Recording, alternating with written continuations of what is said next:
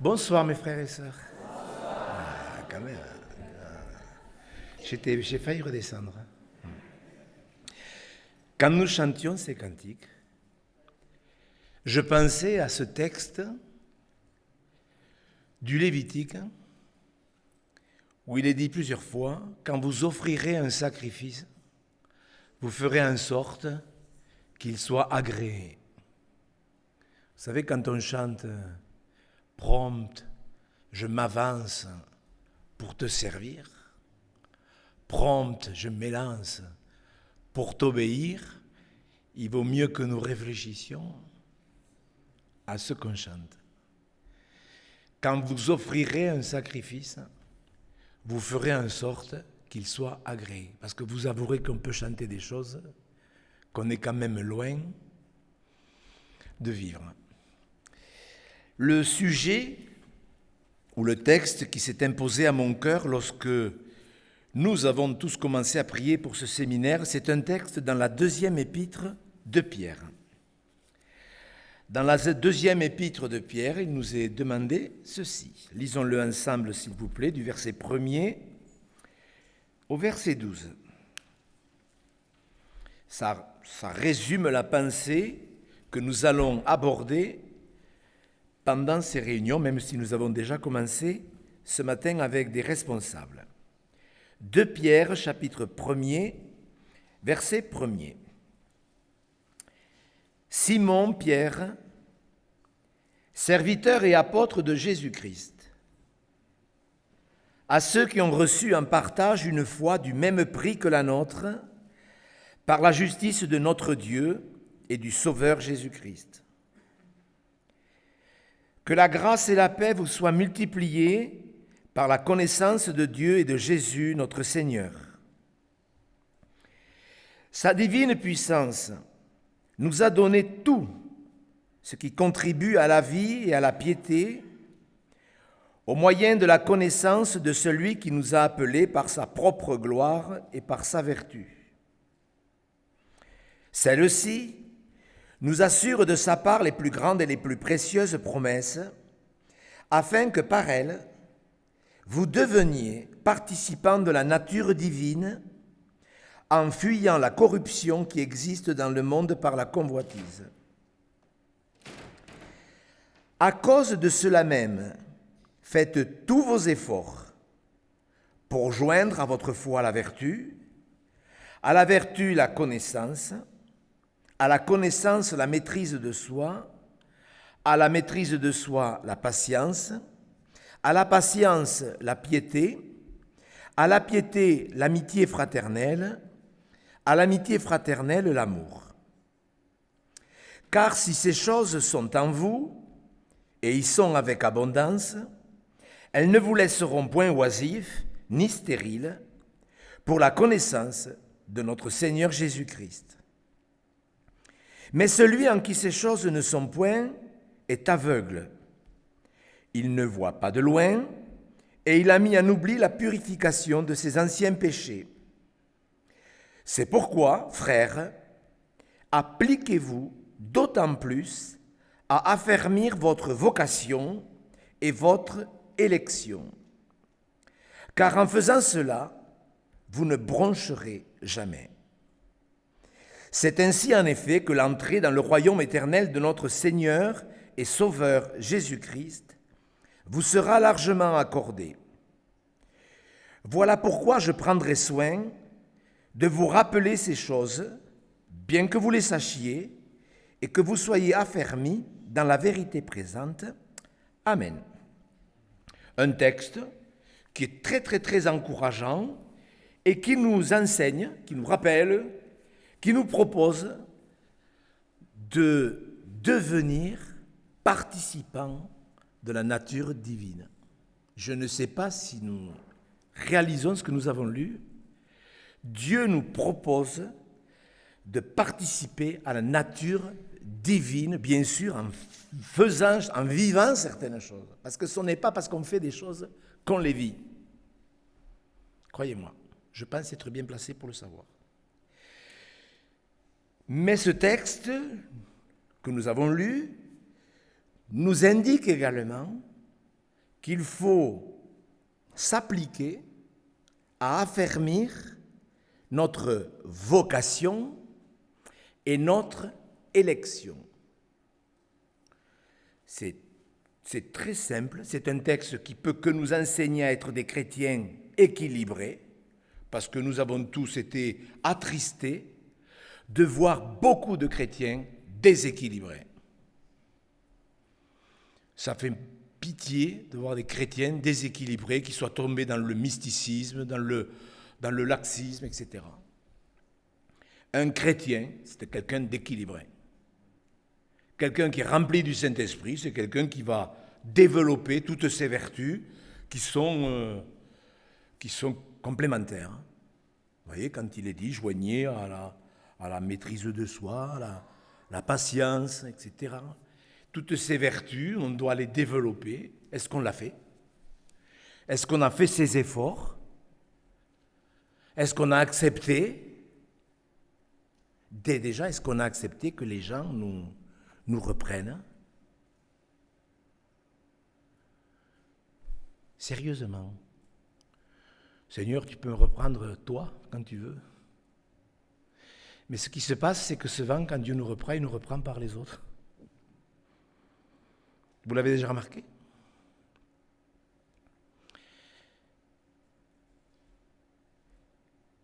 Je me souviens d'une époque où j'étais, aux yeux des gens, j'étais un bon pasteur. Aux yeux des gens. Et Dieu essayait de me parler au travers de ma femme. Et ça m'agaçait. Après tout, c'est qu'une femme. Et un soir, en rentrant d'une réunion, sur mon bureau, il y avait une lettre. Et j'ai vu que c'était ma femme qui m'avait écrit.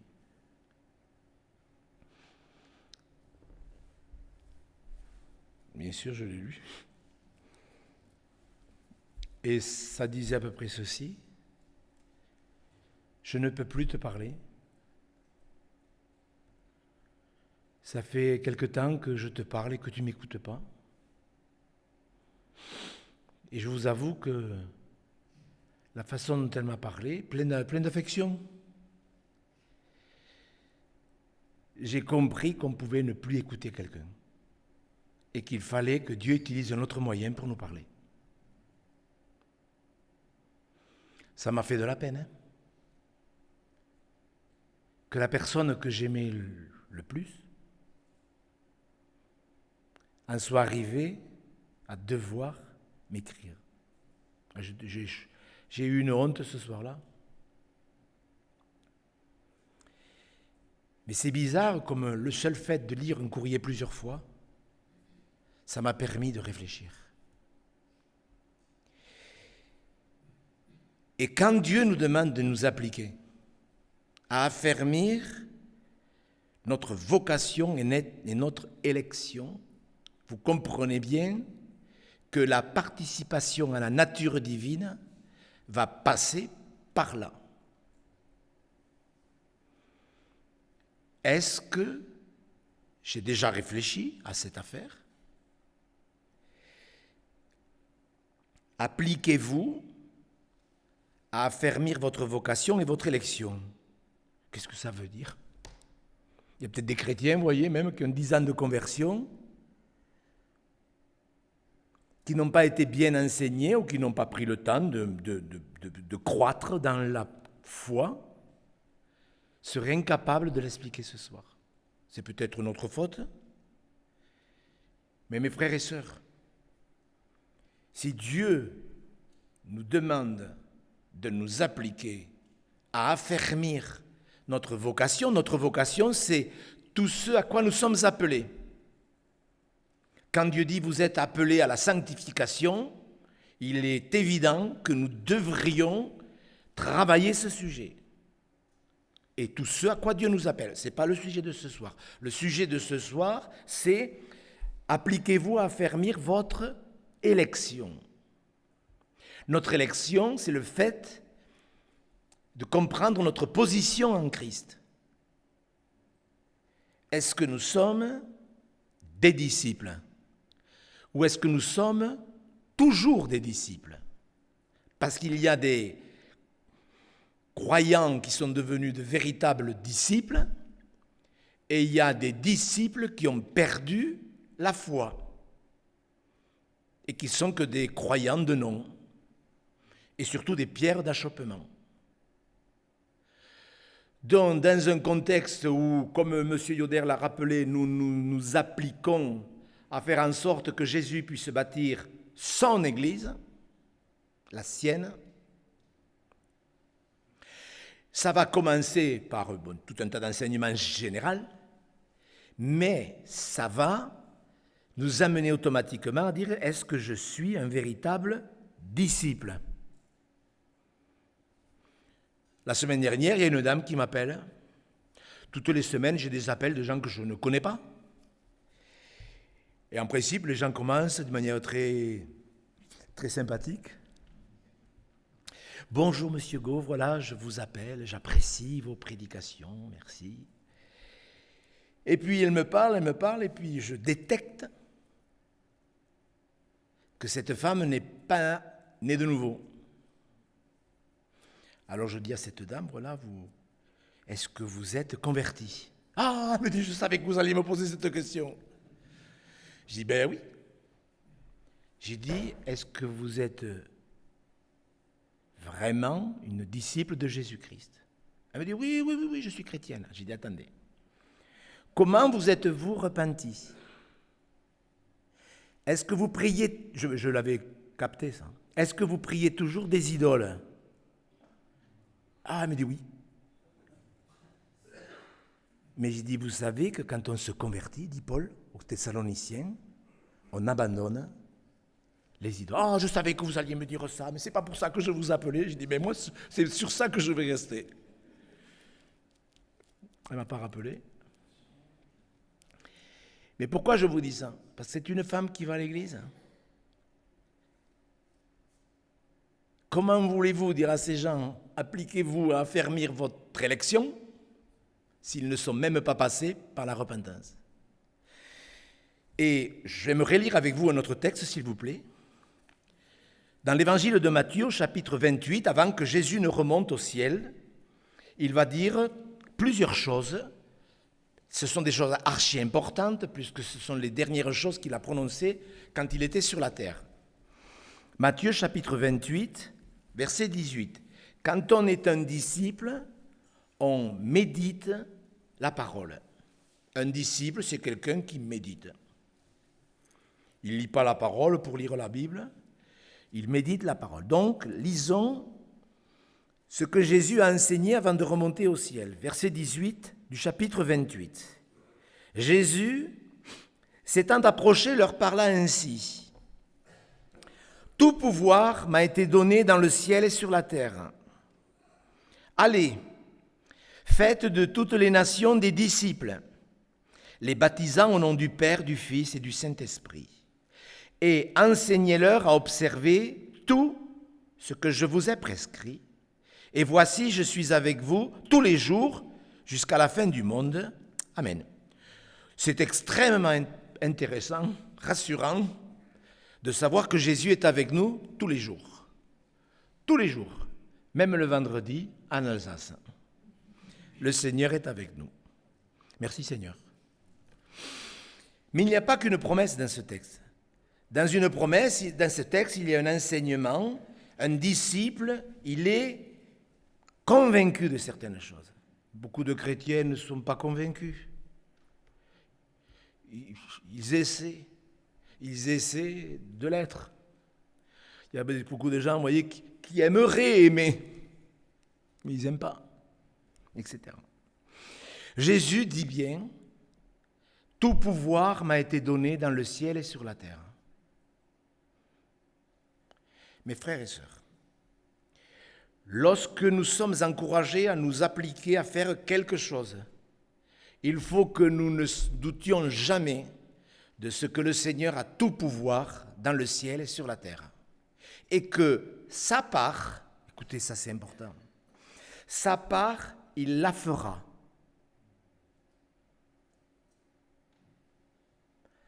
Quand Dieu, après 400 ans de silence, a décidé que le temps était venu, que le Sauveur du monde vienne, il avait, dans sa souveraineté, permis que ce soit une jeune fille de Nazareth qui porterait en son sein le Sauveur.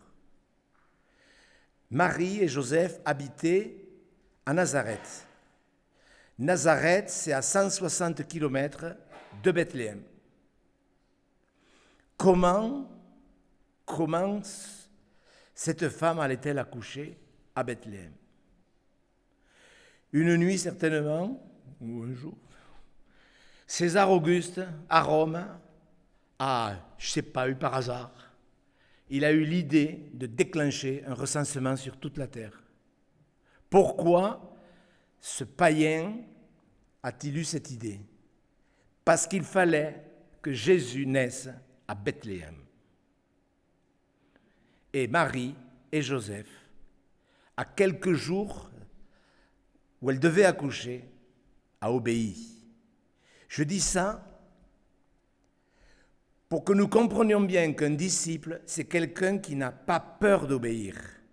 Je ne suis pas sûr aujourd'hui que toutes les femmes, à quelques jours d'accoucher, prendraient non pas une Mercedes, mais sur un âne, ferait 160 km sur le dos d'un âne pour obéir à cette affaire de recensement. Un disciple,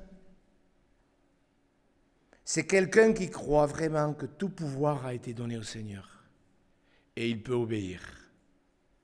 Les gens qui n'obéissent pas ne sont pas des vrais disciples. C'est sûr que nous, on n'ose pas trop le dire, parce que si on le dit, il y a des gens qui vont se vexer et qui vont partir.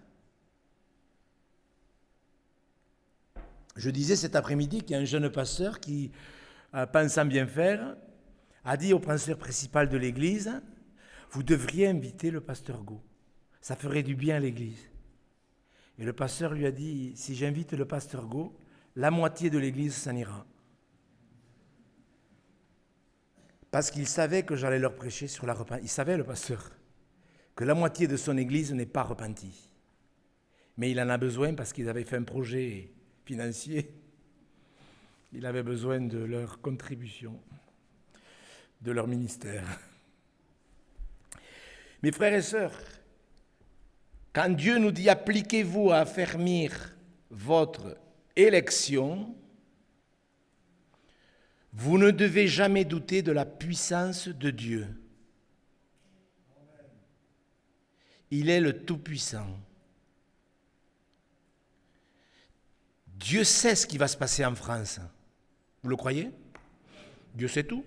Il y a des gens, ils ont peur du lendemain parce qu'ils ne connaissent pas Dieu.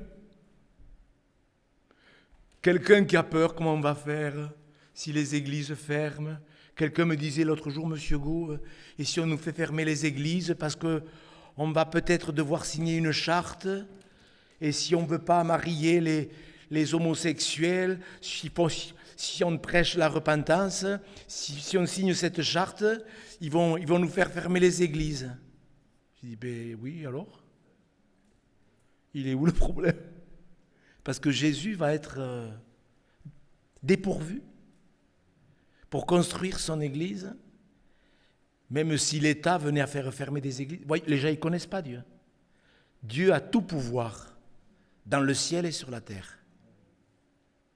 Dieu savait qu'un jour, un certain Haman, en Perse, voudrait détruire le peuple de Dieu. Vous connaissez l'histoire d'Haman.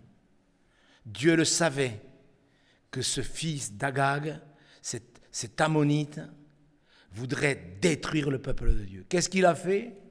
Il a permis que la reine Vatsi ne se présente pas devant le roi, et comme par hasard, c'est la reine Esther, c'est Esther qui a été choisie par Dieu pour devenir la prochaine épouse du roi Assuérus. Le hasard quand même, c'est bien. Hein? Et mes frères et sœurs, écoutez-moi bien. Moi, j'en suis arrivé à cette conclusion que beaucoup de chrétiens n'affermissent pas leur vocation et leur élection parce qu'ils ne comprennent pas que tout pouvoir a été donné au Seigneur. Rien n'est impossible à Dieu. Vous le croyez? Il a tout pouvoir. Ce qu'il demande, c'est des hommes, des femmes comme Marie qui a discuté. Elle n'a pas discuté, elle a obéi. Et si le Seigneur ce soir, dans sa grâce, nous exhorte à dire, mais c'est vrai, on veut que Jésus puisse bâtir son Église, j'aimerais qu'il le fasse avec moi. Je vous pose la question, est-ce que vous aimeriez, le temps qu'il vous reste à passer ici-bas, que vous puissiez être utilisé par le Seigneur Jésus pour qu'il puisse bâtir son Église? Ou est-ce que juste vous voulez être un chrétien, juste, moi je veux juste être dans l'arche, à l'abri, oui, à l'abri parce que je sens que le déluge vient, mais est-ce que c'est que ça qui vous intéresse d'être protégé par votre Père Céleste? Si le Seigneur nous dit qu'on peut participer à la divine en affermissant notre élection, mais est-ce que je suis un vrai disciple? Vous savez, moi, ça me fait de la peine quand je suis... Enfin, de la peine, oui et non, c'est une façon de parler en plus. Mais quand je suis obligé de dire à des gens, vous n'êtes pas nés de nouveau. Mais si, j'ai pris le baptême. J'ai pris le baptême. Mais comment vous vous êtes convertis? Eh bien, j'ai pris le baptême. D'accord, mais comment vous êtes passé par la repentance? Eh bien, je vous l'ai dit, j'ai pris le baptême. Pourquoi vous avez pris le baptême? Eh bien, parce que le pasteur m'a dit de prendre le baptême. Mais oui, non, mais vous vous rendez compte? Cette dame qui m'appelait dernièrement et qui me dit, Monsieur Hugo, qu'est-ce que vous en pensez? Et je vous appelle parce que mon pasteur a proposé à mon fils de prendre le baptême. Il lui a dit, tu sais, ça serait bien que tu prennes le baptême. Il y a longtemps qu'il n'y a pas eu de baptême dans l'église. Alors ça ferait plaisir à l'église si tu prenais le baptême, s'il te plaît. Je sais que ça vous fait rire, hein, mais vous avouez que c'est quand même... Est-ce qu'il doit prendre le baptême? J'ai dit, il vaut mieux pas qu'il le prenne. Mais c'est pour vous montrer qu'on n'a pas écouté Jésus qui a dit, faites des disciples. Et ce soir, moi je crois que le Saint-Esprit a conduit, puisque c'est la 3e fois que nous venons dans ce centre. Je crois que c'est la volonté de Dieu qu'ici, en Alsace, le Saint-Esprit fasse une œuvre, son œuvre, parce que Dieu a des plans, des projets qu'il a préparés à l'avance, tout est prêt en plus. Et nous, à la place de nous occuper, de demander à Dieu, fais ci, fais ça, je crois que Dieu est beaucoup plus intéressé que nous à faire certaines choses. Et à la place de demander à Dieu de faire ceci ou de faire cela, il vaudrait mieux peut-être que nous commencions à céder à ce qu'il nous demande. Et que nous vérifions si nous sommes vraiment des élus.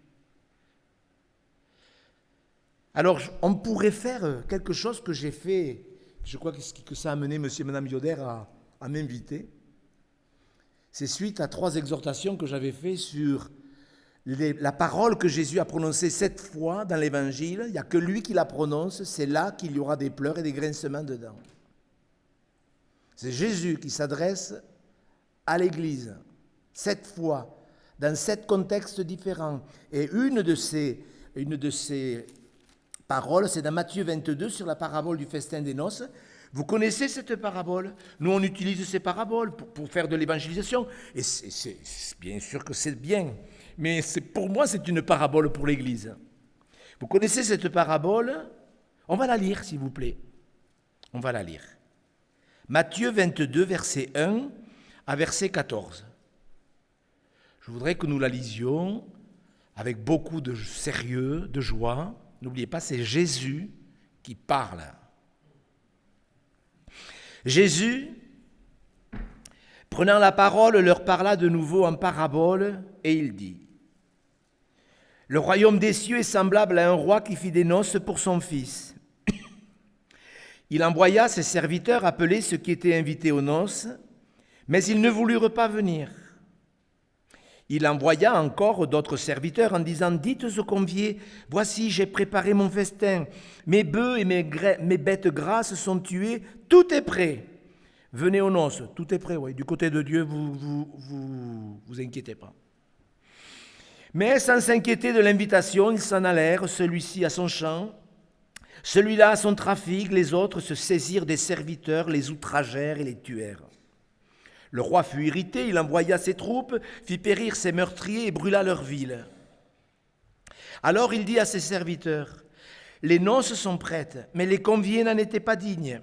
Allez donc dans les carrefours et appelez aux noces tous ceux que vous trouverez. » Ses serviteurs allèrent dans les chemins, rassemblèrent tous ceux qu'ils trouvèrent, méchants et bons, et la salle des noces fut pleine de convives. Le roi entra pour voir ce qui était à table, et il aperçut là un homme qui n'avait pas revêtu un habit de noces. Il lui dit, « Mon ami, comment es-tu entré ici sans avoir un habit de noces ?» Cet homme eut la bouche fermée. Alors le roi dit aux serviteurs, « Liez-lui les pieds et les mains, et jetez-les dans les ténèbres du dehors, où il y aura des pleurs et des grincements de dents, car il y a beaucoup d'appelés, mais peu d'élus. » Les élus, ce sont les pécheurs qui ont répondu à l'appel. Mais pas qui ont répondu comme cet homme-là. Cet homme, il a accepté l'invitation, parce que cette parabole nous parle de cette multitude d'hommes et de femmes qui ne s'intéressent pas à cette invitation. Mais dans cette parabole, ce qui ressort pour moi, c'est qu'il y a un homme, il a accepté l'invitation, il a été d'accord. Il est d'accord, mais il n'a pas accepté la condition.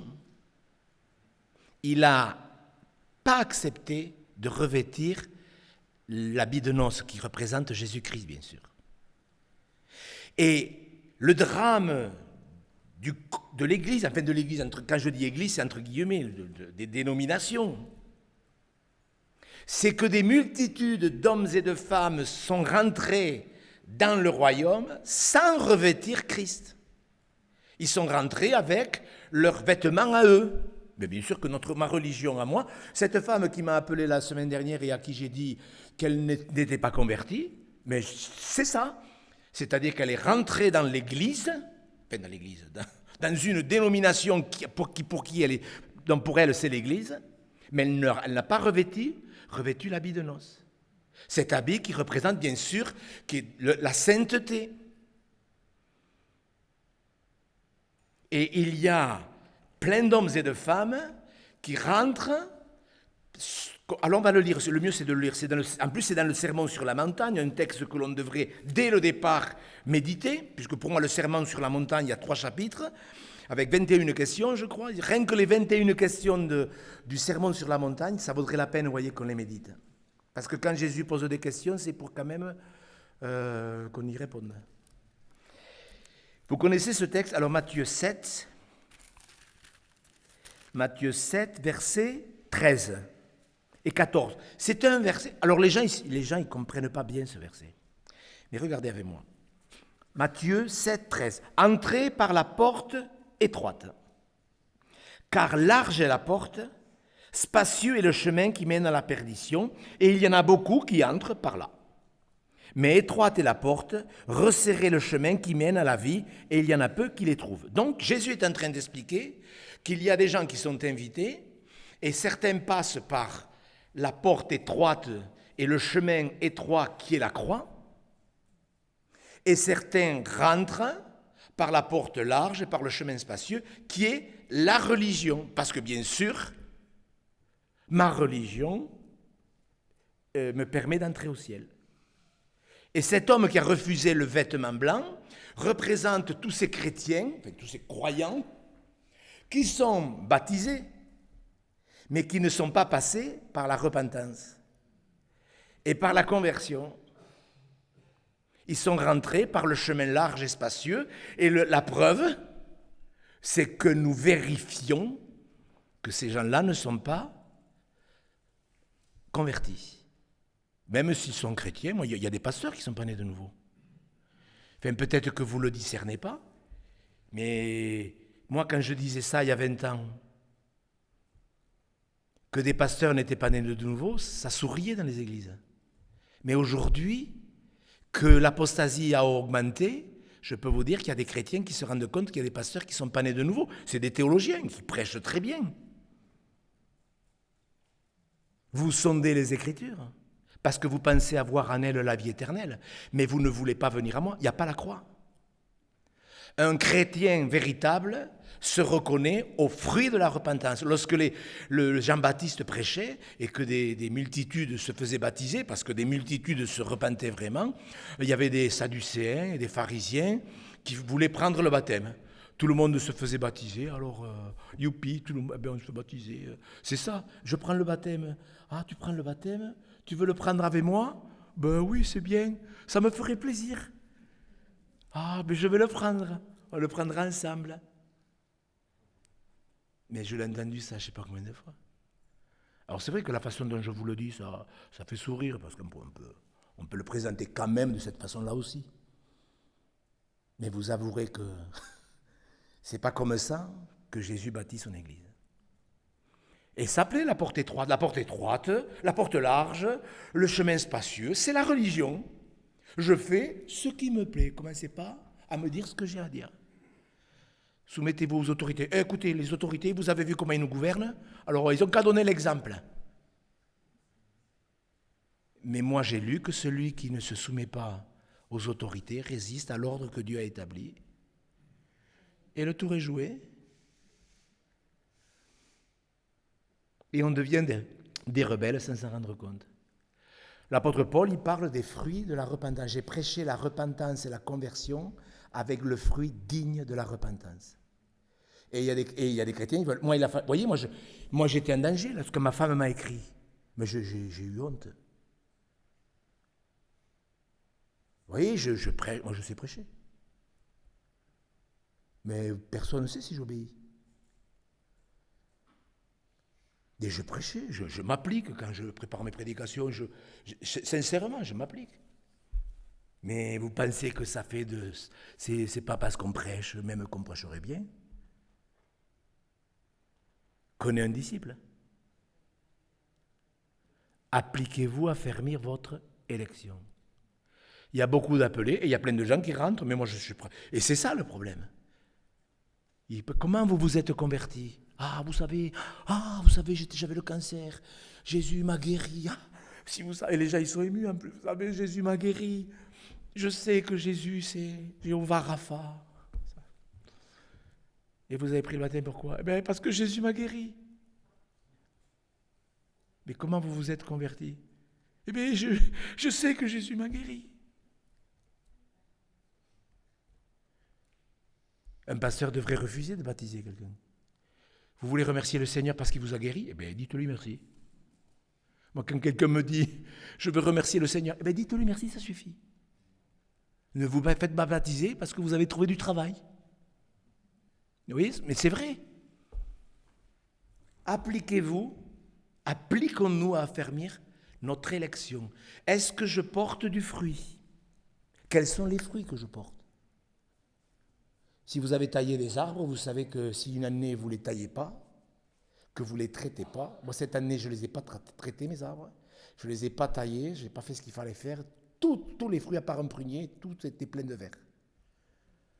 Et quand ma femme me disait, tu crois qu'on aura des fruits cette année? Je disais, écoute Isabelle, je ne suis pas sûr qu'il y ait des fruits. Je le savais, je ne les avais pas traités. Et on doit savoir si on porte du fruit. Parce que vous voulez que Jésus bâtisse son Église?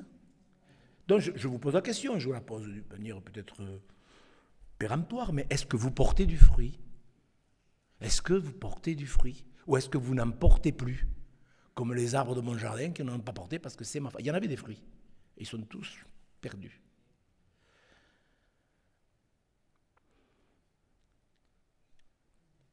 Je pense qu'on devrait se mettre à genoux, spirituellement, parce que c'est pas parce que quelqu'un se met à genoux qu'il est plus spirituel qu'avant. Mais est-ce que ça ne vaudrait pas la peine quand même de dire, mais quel fruit je porte? Moi, la lettre de ma femme, je peux vous dire que ce soir-là, j'ai eu honte. J'avais tellement honte, je ne savais même pas comment m'excuser, lui demander pardon.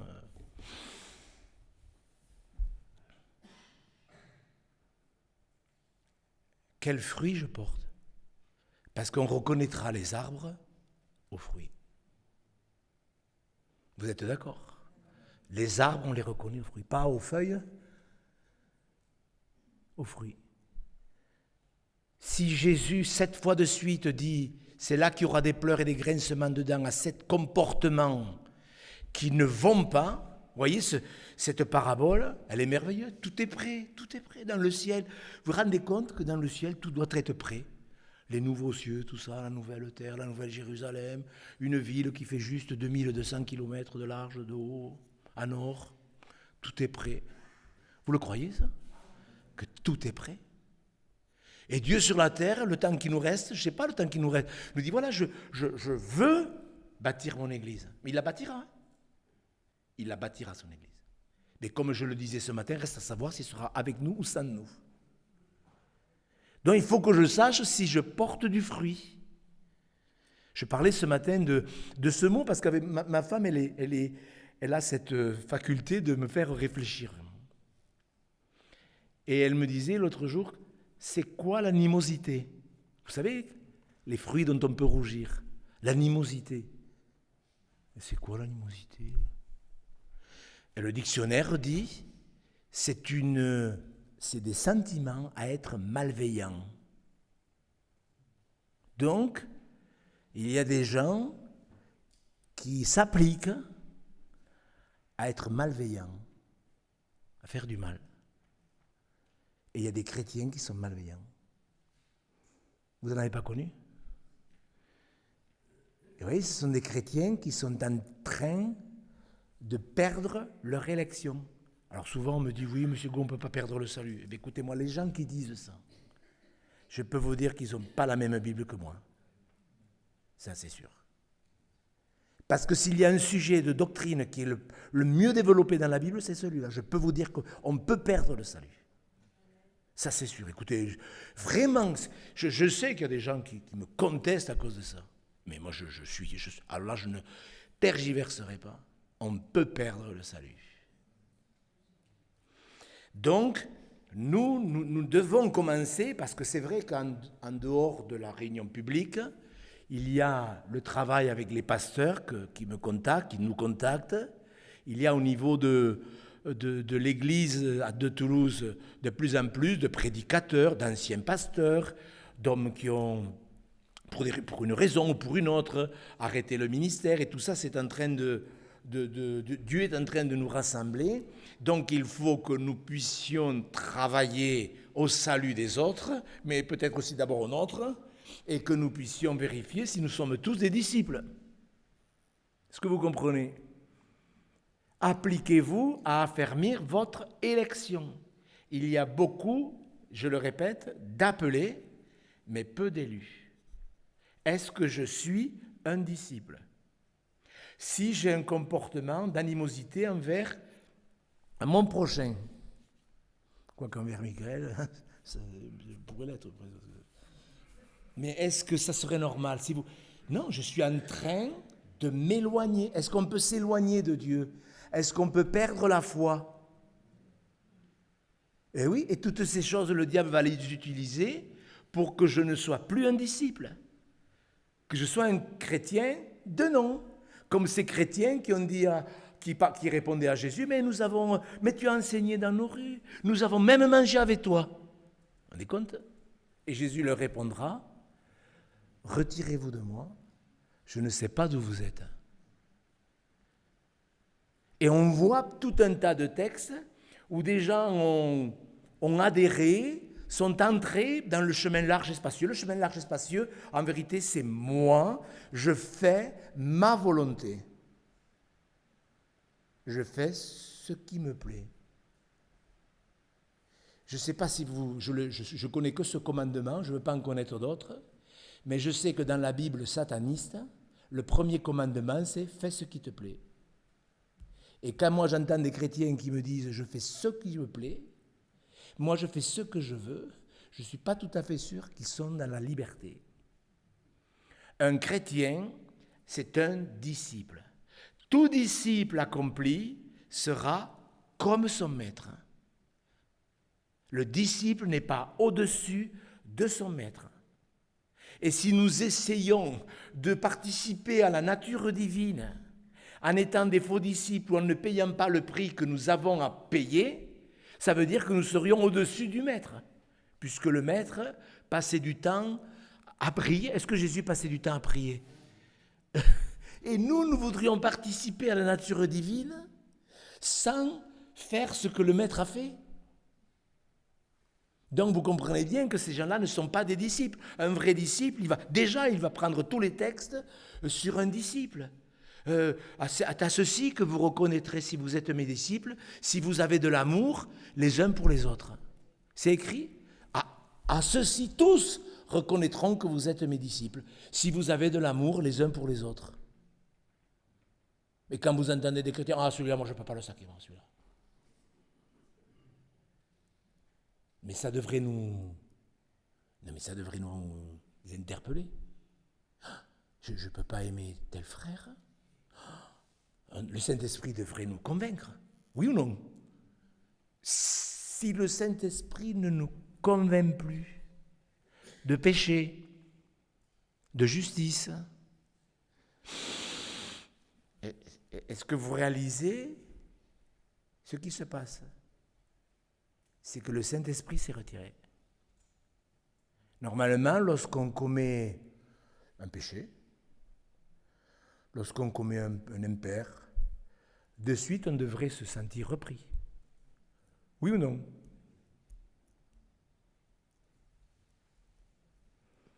Dernièrement, j'étais en train de parler, je ne sais pas comment j'ai fait. J'étais en train de témoigner à quelqu'un. Il y avait un frère et une sœur. Et en voulant dire « c'est dégoûtant », j'ai dit un autre mot que je n'utilisais pas mieux. Vous ne pouvez pas vous imaginer comment je me suis senti repris. Et de suite, je lui ai dit « écoutez, je vous demande pardon. Je n'arrive pas à croire que j'ai dit ce mot. Je vous demande pardon. » Mais moi, ça me rassure. Et le frère m'a dit « mais ça m'étonnait aussi de vous. » Je dis « mais j'ai même pas fait gaffe que je l'ai dit. » Mes frères et sœurs, appliquez-vous à affermir votre élection. Ne nous imaginons pas que nous allons participer à la nature divine en entendant des prédications qui sont intéressantes, ou en s'imaginant que nous sommes spirituels parce que nous avons fait 150 km pour aller écouter un pasteur. Nous sommes spirituels quand nous obéissons à la parole de Dieu avec joie. Et l'œuvre de Dieu, elle est spirituelle. Et elle se fera avec des gens spirituels. Ne vous imaginez pas que l'œuvre de Dieu se fera avec des gens charnels. Et si nous le sommes, eh bien nous devons nous repentir. Nous repentir parce qu'en vérité, nous avons offensé Dieu. Mes frères et sœurs, vous le croyez ce qu'on a lu? Que Dieu a tout accompli, nous a tout donné pour que nous participions à la nature divine. Vous le croyez que Dieu peut le faire? Vous croyez qu'il a toujours tout pouvoir ou qu'il est dépassé? Quand je vois les milliers de chrétiens qui ont réagi d'une manière supra-spirituelle à cause de l'ouverture des Jeux Olympiques, non mais sérieusement, non mais je ne sais pas si vous avez capté comment les chrétiens se sont comportés. Moi d'ailleurs, je ne les avais pas regardés. En vérité, j'ai regardé parce que mes enfants étaient venus manger à la maison. Ils sont partis à 10h. Et je me suis dit, tiens, c'est l'ouverture, je vais regarder. Et puis j'ai vu des danses extrêmement élégantes. Et au bout de 5 minutes, 10 minutes, ce verset m'est venu au cœur, n'aimez pas le monde. Et j'ai éteint ma télé. Et c'est le dimanche à l'église qu'on a commencé à m'expliquer, Monsieur Gros, vous avez vu l'ouverture? Je dis non. Et le dimanche, on m'a commencé à m'envoyer tout un tas de vidéos m'expliquant qu'il fallait même faire un procès au gouvernement qui utilisait l'argent des impôts. Je leur ai dit, mais avant de nous occuper ceux du dehors, c'est pas à nous de nous en occuper. Ceux du dehors, Dieu les juge. Nous, on doit s'occuper de ceux du dedans. Pour ceux du dehors, Dieu les juge, ôtez le méchant du milieu de nous. On va juger des gens qui dansent sur la scène et on n'est pas capable de reprendre un ancien qui est un mauvais chrétien envers sa femme. Mes frères et sœurs, Jésus a dit, faites des disciples. Et bien c'est ce qu'on va faire. Un disciple, il respecte la parole. Vous êtes d'accord ? Un disciple, un chrétien qui rajoute la parole, qui se permet de dire, oui, Dieu a dit ça, mais vous savez, ça a été écrit il y a 2000 ans. Vous savez, moi, vous savez, j'étais dans un endroit, mission, je le dis, ouais, je le dis. Je le dis ou je le dis pas ? Écoutez, non, mais je vais vous dire. Je le dis. Un pasteur responsable de toute une région française. Écoutez, pour vous montrer, un pasteur baptisé du Saint-Esprit. Ça, vous le mettrez entre guillemets. Qui m'a dit, Gérard, tu sais, ici, le mensonge, c'est pas du mensonge. Ah, d'accord. C'est la politesse. Ça fait partie de la politesse, ça fait partie de la culture. Donc ici, dans ce pays, quand les chrétiens mentent, c'est pas du mensonge. Et je me souviens, ma femme elle a l'art. Ouais. C'est dommage que Dieu n'ait pas fait une Bible esprit pour ce pays. Mais, mes frères et sœurs, bien sûr, c'est la façon dont je vous le dis, mais moi, ça ne m'a pas fait trop rire quand même. Et c'était accepté. Et c'était des gens soi-disant baptisés du Saint-Esprit. Un disciple, il n'ajoute rien à la parole. Et il ne retranche rien à la parole. Dieu bâtira son Église avec des disciples. Des disciples accomplis. Un disciple accompli, c'est quelqu'un qui remplit les conditions. Et comme je l'ai dit, Jésus a tout pouvoir. Est-ce que vous le croyez ça ? Je vous le demande, je vous le dis, pour tous les gens pour qui vous priez. Est-ce que vous croyez que Jésus a le pouvoir de les convaincre de péché ? Vous savez, moi, ma mère, je lui avais ordonné de ne plus me parler de Jésus. Elle m'énervait. Elle me disait, Gérard, il te faudrait venir à l'église. J'ai dit, mais maman, maman. Ma mère, je pensais qu'elle avait quand même une difficulté. Elle me dit, tu sais, mais Jésus, il est vivant. J'ai dit, mais maman. Je dis, mais maman, mais arrête un peu tes trucs. Je ne veux plus que tu me parles de Jésus, tu m'énerves. Et elle me dit, je ne t'en parlerai plus. Et elle a prié pour moi. Et avant de mourir, elle m'a dit, Gérard, tu es vraiment chrétien. C'est merveilleux. Elle n'arrive pas à le croire. Pourquoi je dis ça ? Parce qu'elle a prié. Mes frères, le témoignage, c'est pas nos paroles. Le témoignage, c'est notre vécu. La vérité, ça ne se dit pas, ça se vit. Un disciple, il vit la vérité. Et comme il la vit, il peut la dire au moment opportun. Mais mes frères et sœurs, moi je suis convaincu que le Seigneur a tout pouvoir. Quand il veut faire quelque chose, il le fait. Relisez la Bible. Mais il lui faut des hommes. Des hommes. Vous êtes d'accord ? Des hommes, des jeunes, des vieux, des gens instruits ou des analphabètes, qu'importe. Il lui faut des hommes qui, comme Marie, a obéi, malgré le fait qu'elle était enceinte et qu'elle aurait pu dire « Ah non, moi j'y vais pas, mon gynéco, il m'a dit que il ne me fallait pas prendre l'âne pendant quelques jours, qu'il n'y avait pas assez d'amortisseurs. » Vous riez, mais je veux dire, c'est quand même... Dieu attend, un frère le répétait ce matin, le Saint-Esprit, il est donné à ceux qui obéissent. Et il faut le faire joyeusement. Parce que tout pouvoir a été donné au Seigneur.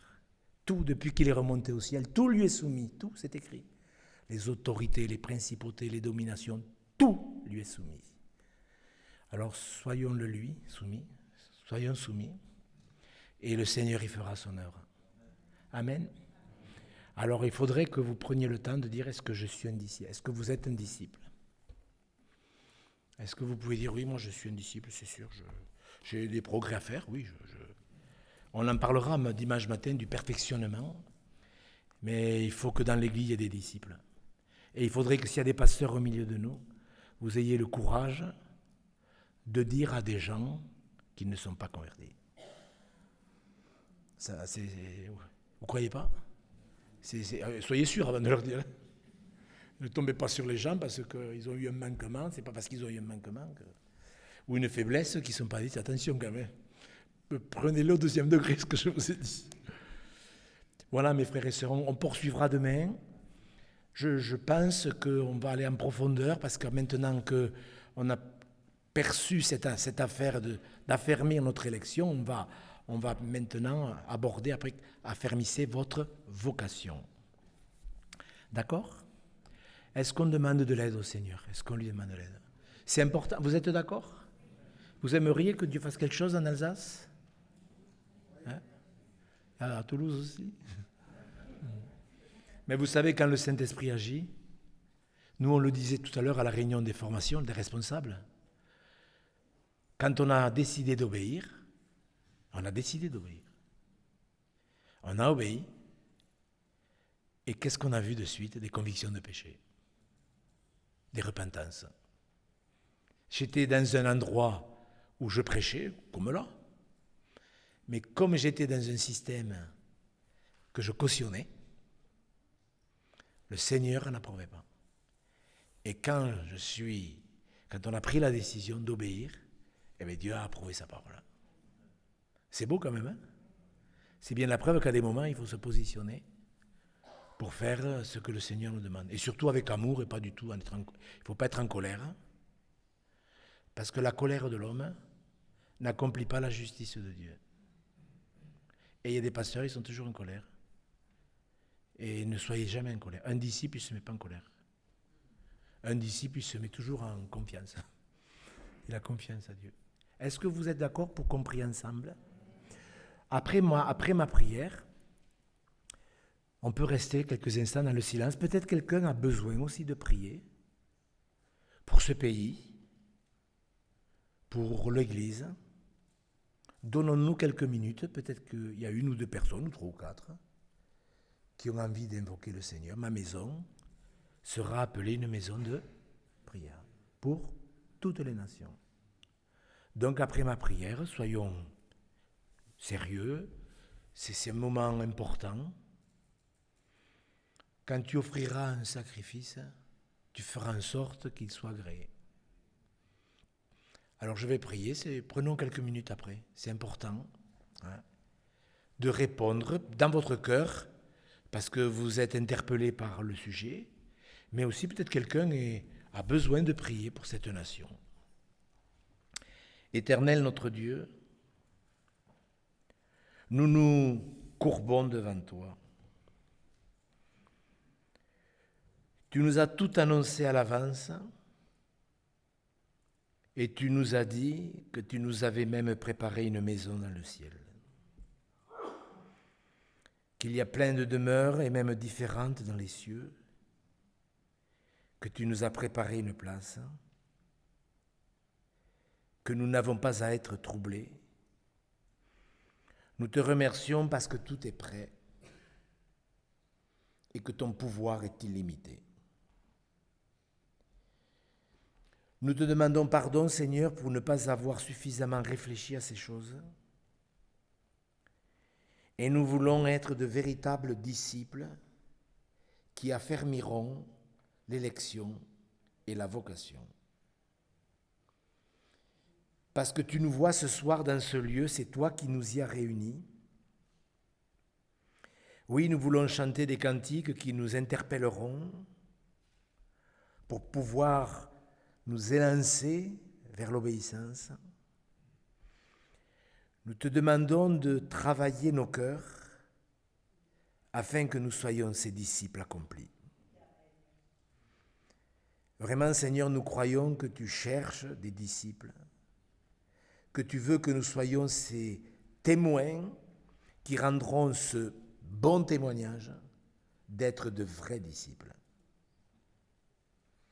Donne-nous cette sagesse, ce bon sens, cette intelligence, ce discernement pour aider les autres, ce que tu mets sur notre chemin, pour qu'ensemble, tu puisses bâtir ton Église. Tu vois au milieu de nous ceux qui se sont sentis interpellés, ceux qui ont dû être interpellés. Seigneur, aide-les à ne pas ressortir sans avoir pris la décision de s'appliquer. Nous te le demandons, Seigneur, parce que sans ta grâce, nous sommes perdus. Alors, Seigneur, dans ce pays de France, dans cette région d'Alsace, nous te demandons de faire en sorte que ta maison soit rebâtie avec ses disciples accomplis. Que ton nom soit béni, Seigneur Jésus. Amen.